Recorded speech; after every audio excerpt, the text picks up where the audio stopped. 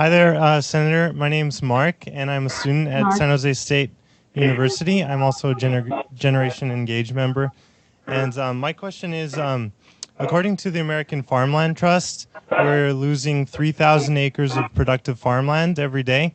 And a lot of this land is near urban centers on the urban fringe. And in San Jose, we have an area called Coyote Valley, which is the last remnant of this agricultural center called the Valley of Heart's Delight, as you may know. And my question is, how are you going to curtail the trend of loss of productive farmland near the urban fringe and encourage cities to pursue infill development instead? Mark, that's a great question, and I really welcome the involvement of Generation Engage. I know some of the leaders of that extraordinary organization. It's wonderful to have you be part of that, and I certainly enjoyed my visit to Google's headquarters a few months ago. I think this question about open space is critical. I support programs both from our governments at all levels, federal, state, and local, plus private and philanthropic programs to try to preserve open space, particularly around urban areas.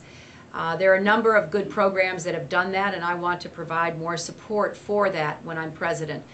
Here in New York, we have a lot of consciousness about open space, and there's been about a 40-year movement here to try to preserve more of it. Now, the way to do that is not only trying to take it out of development by buying development rights, leaving farmers on the land, preserving wilderness, but also to provide more incentives for more concentrated development within existing urban areas. One of the things that needs to be done is we need to give more help for demolition.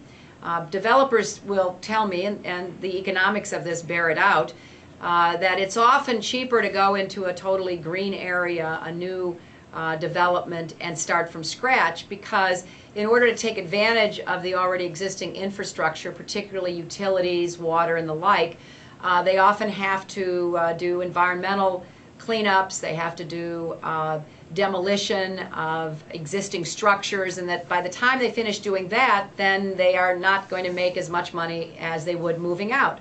I think we need to recognize the reality of this and to have policies that are much more keyed to encouraging development where there already is development.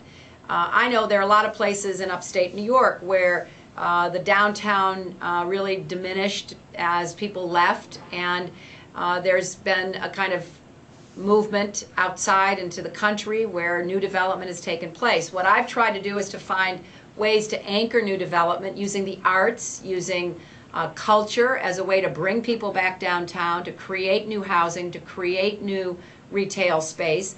And I think if we gave developers and if governments were more sensitive to this and understood how important it is to try to take existing economies and reinvent them, rebuild them within the space that they're already occupying, we would have a lot more luck preventing the gradual encroachment on very precious green areas and wilderness areas like what you're describing.